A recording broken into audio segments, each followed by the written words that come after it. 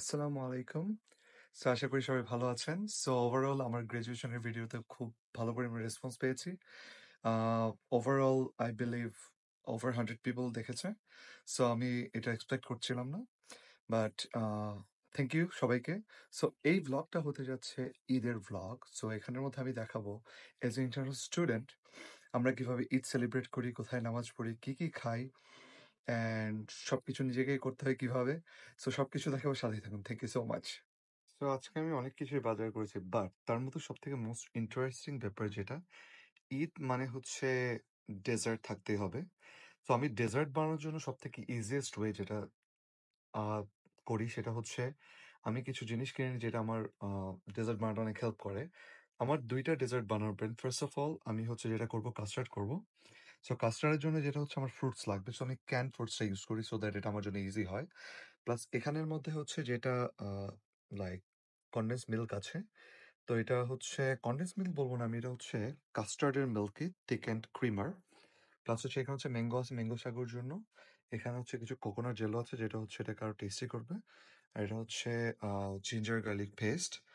তো ওভারঅল সবকিছু মিলিয়ে আমি যেটা বানাবো আপনাদেরকে দেখাবো, সাথেই থাকুন। আমি যেটা করব এখন হচ্ছে আমি আমার কাস্টার্ডটা বানাবো সবথেকে ইজিয়েস্ট ওয়েতে আপনাদেরকে আমি দেখাচ্ছি কিভাবে আমি কাস্টার্ড বানাবো। এই যে হচ্ছে আমি কনডেন্স মিল্ক আর হচ্ছে এটা নিয়ে নিলাম। সো ক্যান থেকে প্রথমে হচ্ছে আমি প্রত্যেকটা জিনিস ঢেলে নিব।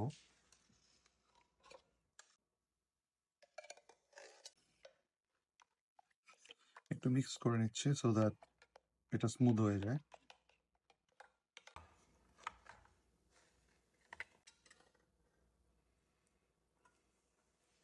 এই যে ভেতরটাতে হচ্ছে এরকম ভাবে সবকিছু আছে।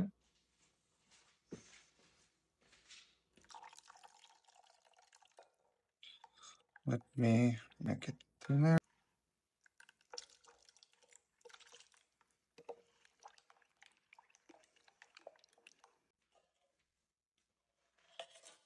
So here is my custard. Good morning everyone. Finally এটা ঈদ ডে। আমি হচ্ছে রেডি হয়ে গিয়েছি। সো এখন হচ্ছে মসজিদের দিকে যাব। মসজিদের দিকে গিয়ে হচ্ছে আপনাদেরকে দেখাচ্ছি ওদের নামাজ পড়া আর হচ্ছে ঈদ জামাত।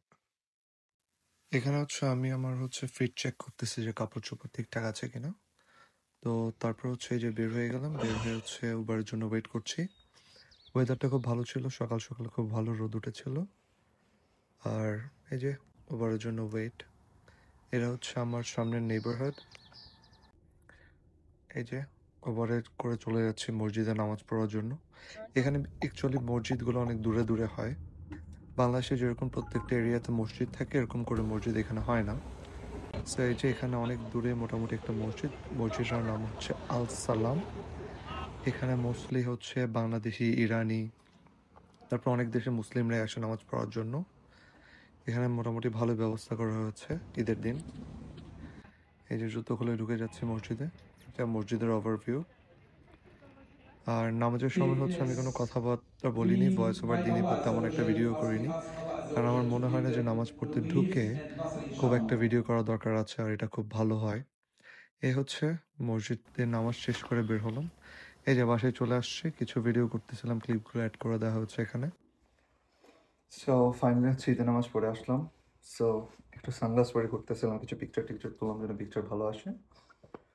তারপরে এখন হচ্ছে আমার কিছু ছোটোখাটো রান্নাবান্না বাকি ছিল, এই রান্নাবান্নাগুলো করবো আর আপনাদেরকে দেখাবো। আর এখানে ঈদের নামাজ হচ্ছে ৩টা জামাত হয়েছে। ফার্স্ট জামাত ছিল হচ্ছে সকাল 6:30 বাজে। তারপর ওটা যেটা আমি ছিলাম সেটা 8:30 বাজে। আর নেক্সট জামাত হচ্ছে 10:30 বাজে। এটা ভালো যে এখানে 3টা জামাত, কারণ এখানে মোস্টলি আজকে ফ্রাইডে হওয়ার কারণে সবাইকে জবে যেতে হবে। কারণ এখানে হচ্ছে উইকেন্ড স্যাটারডে আর সানডেতে। তো মানুষের জন্য অনেক ভালো হয়েছে আর্লি মর্নিং বা হচ্ছে 3টা স্লট থাকার কারণে কেউ যদি হচ্ছে নাইট শিফট করে তার জন্য হচ্ছে লেটারগুলো বেটার, মানে যেগুলো পরেরগুলো বেটার, আর যেগুলো যারা হচ্ছে সকালবেলা কাজে যাবে তাদের জন্য আর্লি মর্নিং বেটার। তো এই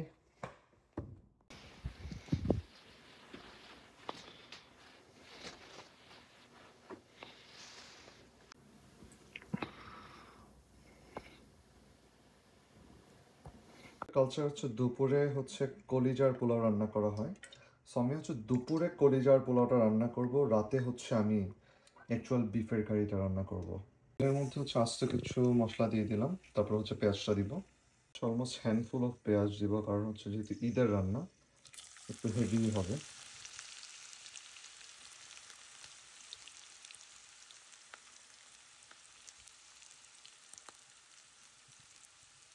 পেঁয়াজটাকে হচ্ছে বাদামি করে ভেজে নিতে হবে অলমোস্ট।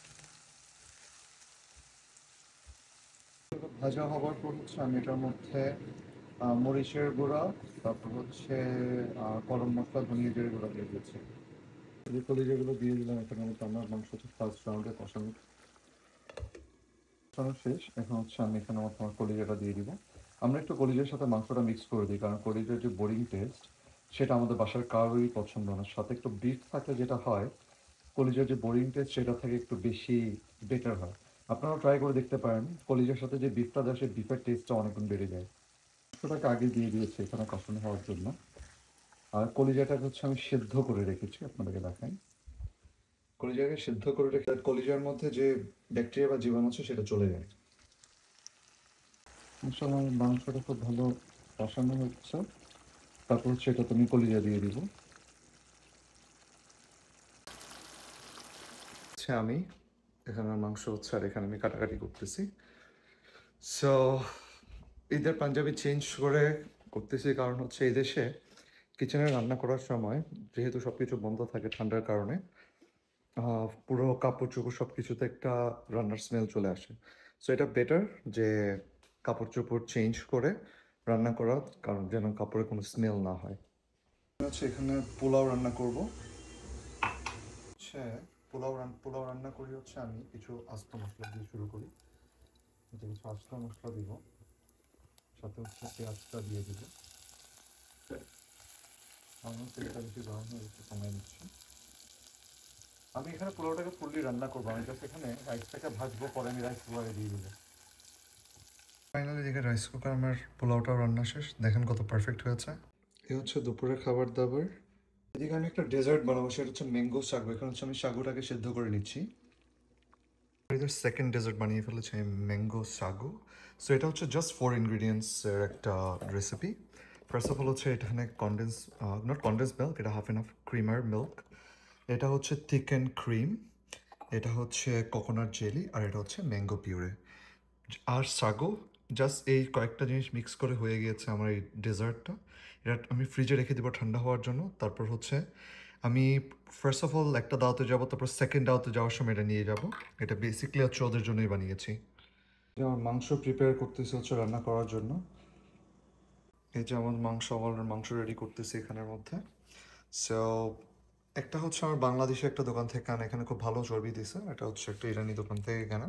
সো ওভারঅল মাংসগুলো ভালো হয়েছে এবার আমি বলবো। সো কারণ মোস্টলি এই দেশের মধ্যে হচ্ছে এই যে এরকম মাংস হয় যেটার মধ্যে কোনো লাইক হচ্ছে হাড্ডি থাকলেও হাড্ডিওয়ালা মাংসতে বাট ইয়ে থাকে না, ওখানে চর্বি। বাট এই জন্য আমি চর্বিওয়ালা মাংস এবার বেছে আনছি।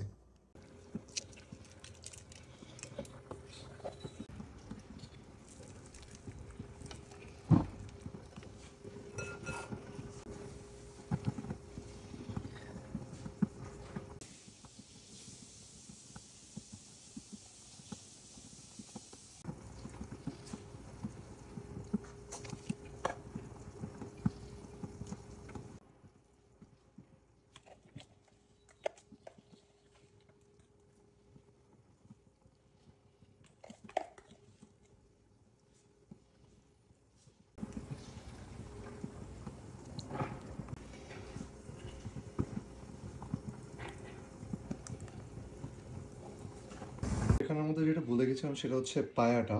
কারণ আমি মেজবানি টাইপের বিফ রান্না করবো, সেখানের মধ্যে মাংস, হাড্ডি, কলিজা, পায়া অ্যান্ড ব্রেন সব থাকতে হবে। আমি কলিজা রেখে দিয়েছি, ব্রেনও আমি দিব পরে। ম্যারিনেটেড বিফটা সারা রাত ফ্রিজে ছিল। সো ফ্রিজে থাকার পর আই বিলিভ এটা অনেক টেস্টি হয়ে যাবে। সো জাস্ট মাখা জিনিসটাকে আমি জাস্ট চুলায় বসিয়ে দিচ্ছি। সো ওভারঅল 2 থেকে 3 ঘন্টার মধ্যে মাংসটা হয়ে যাবে।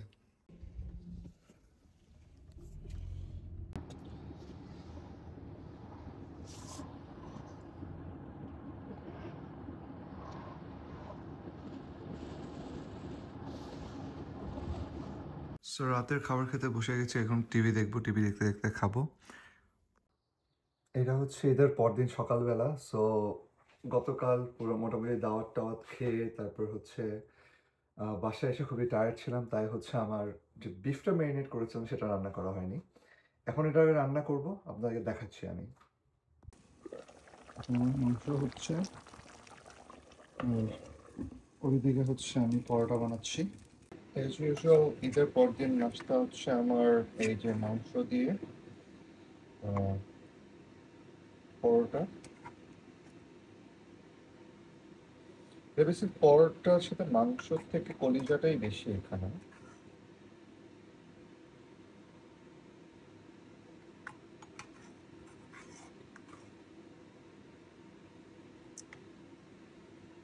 মাংসের আপডেট, এখনো পানি বেরোচ্ছে মাংস থেকে। এই নাস্তাটা হচ্ছে ঈদের বেস্ট একটা নাস্তা আমার মনে হয়। ঈদের না, আমার মনে হয় সারা বছরেরই আমরা ওয়েট করে থাকি কোরবানির জন্য। বেস্ট। এই হচ্ছে আমার ওভারঅল ভিউ নাস্তা খাওয়ার। টিভি দেখবো ভাবতেছি নাস্তা খেতে খেতে, কারণ বাংলাদেশের নিউজ তারপর এগুলো দেখবো।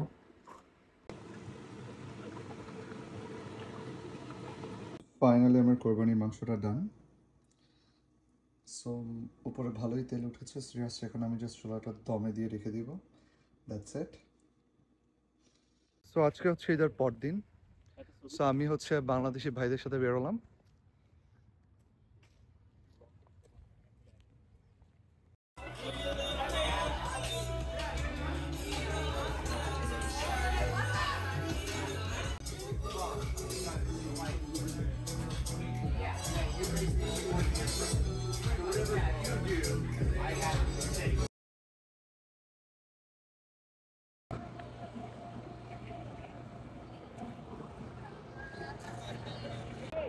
সো আমরা রেস্টুরেন্ট থেকে বের হয়ে এখন বাসায় চলে যাবো, তো বাসের জন্য ওয়েট করতেছি। এভাবে করে হচ্ছে আমাদের ঈদ ব্লগটা ডান।